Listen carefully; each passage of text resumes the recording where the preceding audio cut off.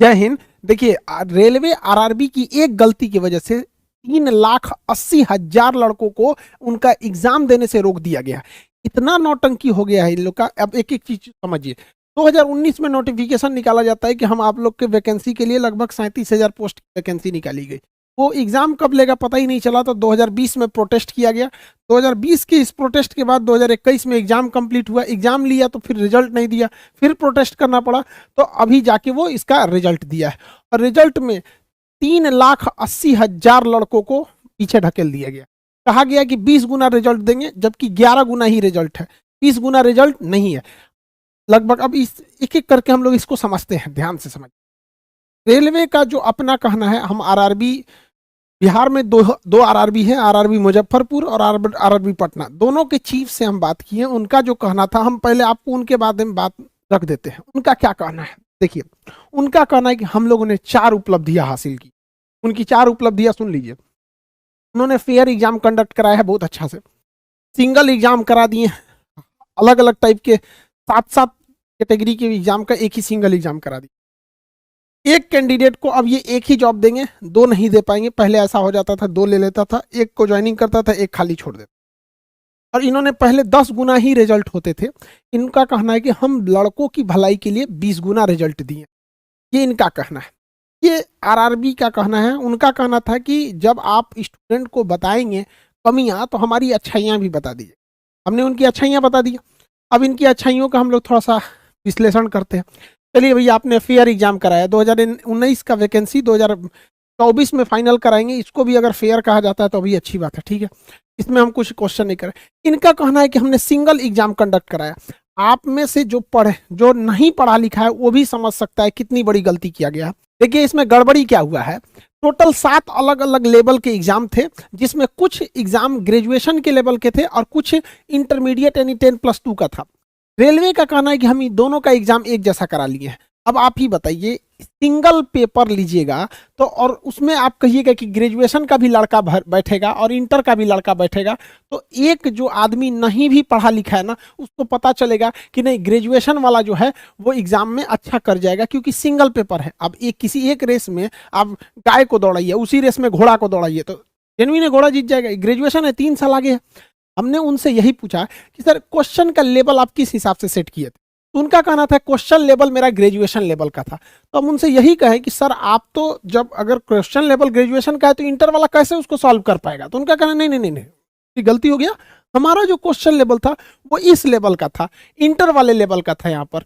अभी बताइए, दुनिया का पहला एग्जाम है कि क्वेश्चन लेवल है इंटरमीडिएट के लेवल का, उसमें इंटरमीडिएट का भी लड़का बैठा है और ग्रेजुएशन वाला भी बैठा है।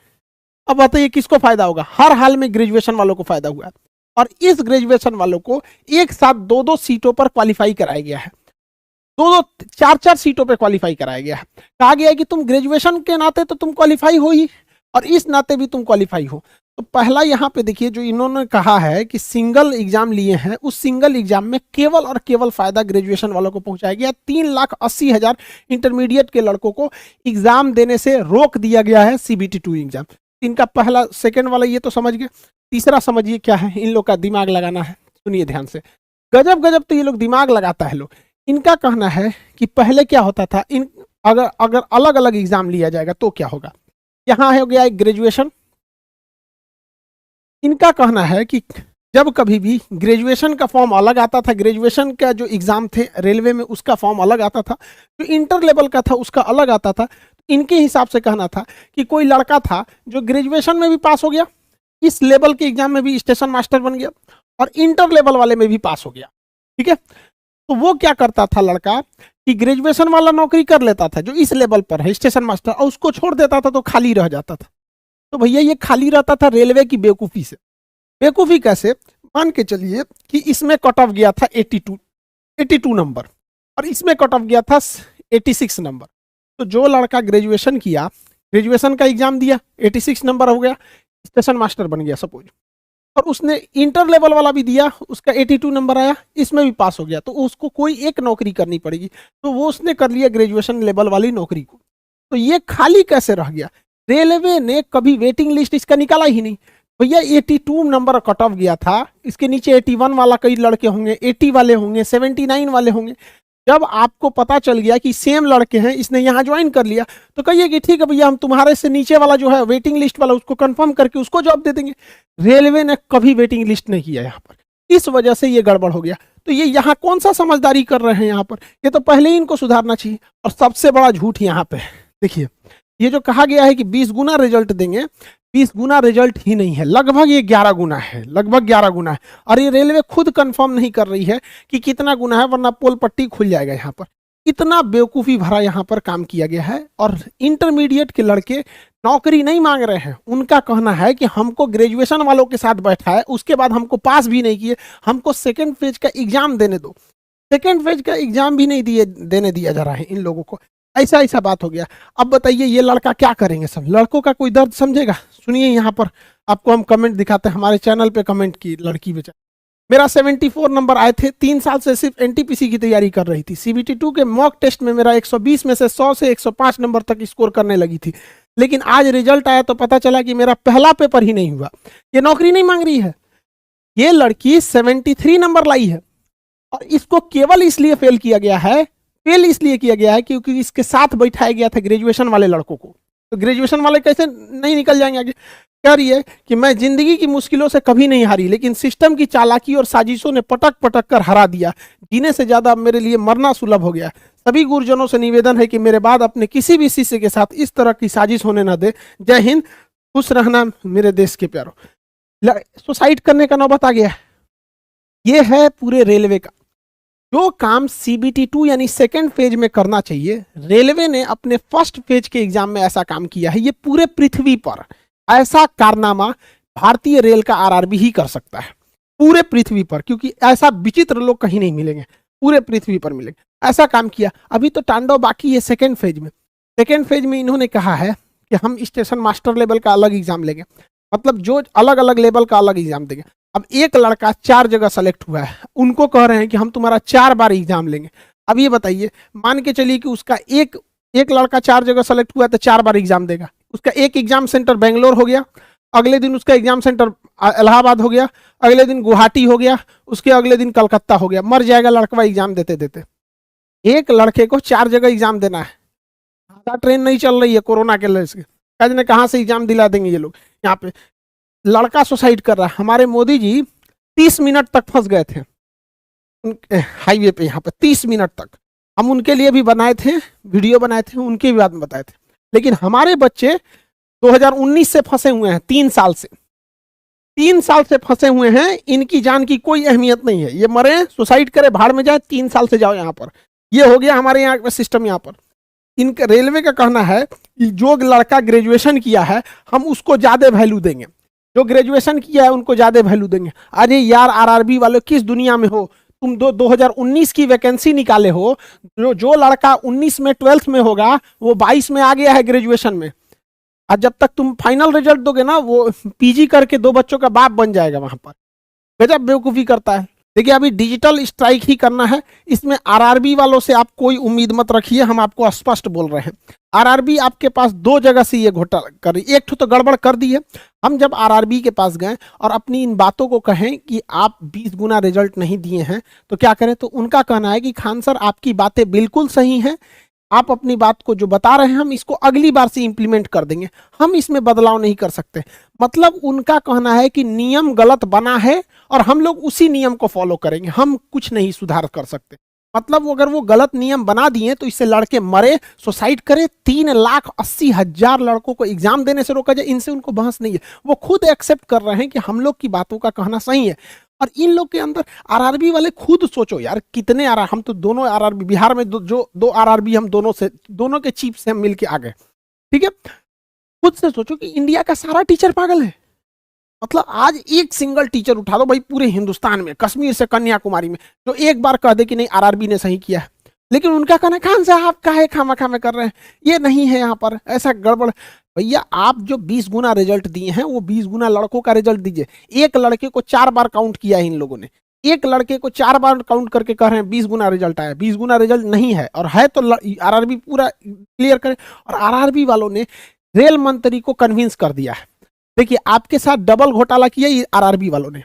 पहला कि आपके साथ छल किया गया, 3,80,000 लड़कों को एग्जाम देने से रोका गया, कहा गया कि फालतू में उनको हटा दिया गया है। दूसरा कि इन लोगों ने इंटर कहा था कि 20 गुना रिजल्ट देंगे, 20 गुना रिजल्ट भी नहीं दिया।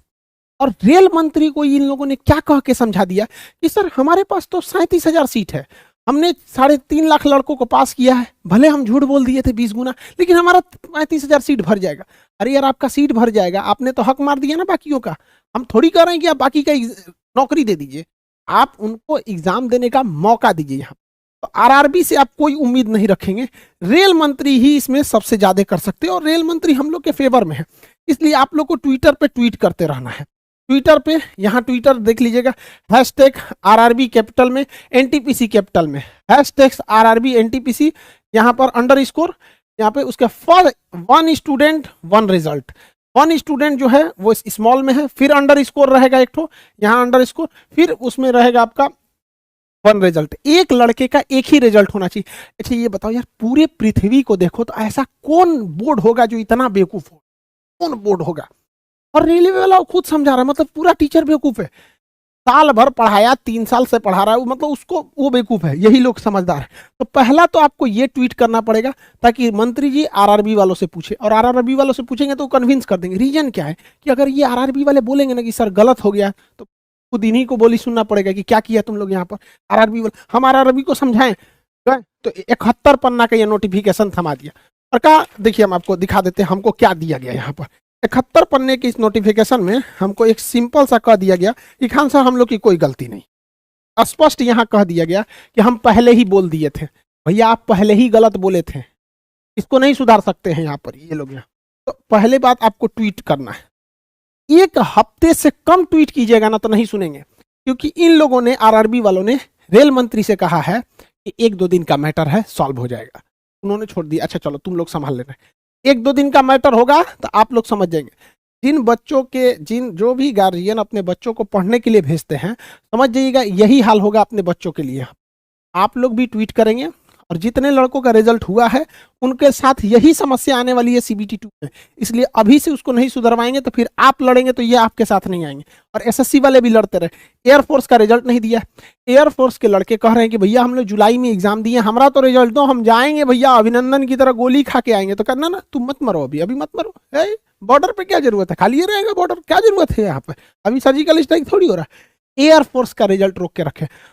इस कौन सा एग्जाम सही करा रहे हैं लोग, उधर बेचारा चिल्ला रहा है सब UPSC वाला C-सेट लेके, अंग्रेजी मीडियम वाला कि भाई हमारा मत, हम हिंदी मीडियम वालों का जान ले लिया वहां पर। यहाँ एक तो ये चीज हो गया, ट्विटर को नहीं रोकना है। अभी सबसे बड़ी कमजोरी हम आपको बताते हैं आरआरबी की। आप ट्विटर पे जितना बोलेंगे रेल मंत्री आरआरबी वालों को पूछ पाएंगे।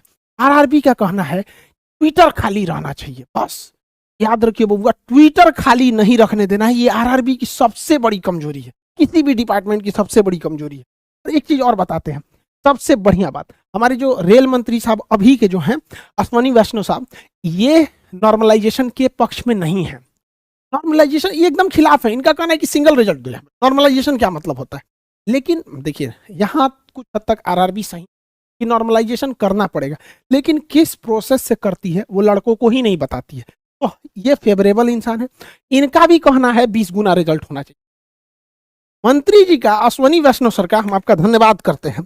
आप नॉर्मलाइजेशन के फेवर में मतलब नहीं है, लड़कों के फेवर में बहुत हम कम से कम एगो मंत्री तो मिला जो लड़कों की बात सुनने वाला है। एक को तो मिला भैया जो समझता है कि लड़कों की पीड़ा क्या है, दर्द क्या है यहाँ पर। इनको आरआरबी वालों ने समझा दिया है कि सर 20 गुना रिजल्ट देंगे तो अनर्थ हो जाएगा। अरे भैया 20 गुना रिजल्ट में कुछ नहीं होने वाला है। यहाँ 7.5 लाख लड़के क्वालिफाई हैं, 1 लाख कुछ लाख लड़के और बढ़ जाएंगे। जब आप 1 करोड़ लड़कों का एग्जाम लिए हैं तो 9 लाख लड़कों का भी एग्जाम ले लेंगे। 3.5 लाख लड़के नौकरी नहीं मांग रहे हैं। मंत्री जी आप समझिए, आपको समझाएगा से वो अलग डिजाइन से। सारे लड़कों से कहते हैं एक और ट्वीट करना पड़ेगा आपको, हैशटैग रेलवे मिनिस्टर। रेलवे का पहला अक्षर कैपिटल में, मिनिस्टर का पहला, सबका इसमें पहला अक्षर कैपिटल रहेगा। Hashtag railway minister underscore help us. Help capital है, अस का यू कैपिटल है। तो एक चीज इसके लिए, इनके लिए भी करना है। ये चाहेंगे तो हो जाएगा, आरआरबी नहीं करने देगी। इनके लिए सबसे बड़ी बात है आरआरबी बन रही है। दूसरा, आपको लगेगा कि 1 दिन में हो जाएगा तो नहीं होगा। किसान सब पिटाया, सब ठंडी झेला, गर्मी झेला, ट्रैक्टर से कचरा गया, कभी कोई आतंकवादी बोला, कभी पिज्जा खा लिया तो बवाल हो गया, कभी कुछ कभी कुछ। लाख सहने के बावजूद जब डटा रहा तभी ये हुआ। तो आपको 1 हफ्ते तक खड़े रहना है यहाँ पे, लेकिन याद रखिएगा पॉलिटिक्स एंट्री मत होने दीजिएगा, कोई भी पॉलिटिक्स एंट्री मत होने दीजिएगा। आप स्टूडेंट हैं, टीचर का सपोर्ट लीजिए, यही है। पॉलिटिक्स मत एंट्री देने पर खींचा लेदर हो जाएगा, सब खराब हो जाएगा। और अगर इसके बाद भी नहीं मानेंगे लोग तो ये है फिजिकल प्रोटेस्ट।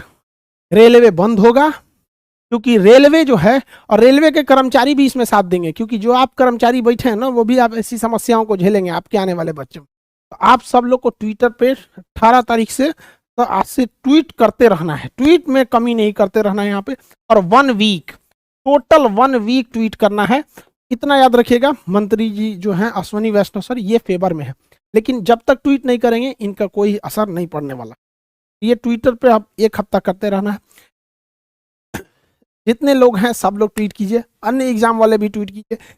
एयरफोर्स का भी एग्जाम अटका के रखा है, सारे एग्जाम्स के लिए हम लोग परेशान हो गए हैं।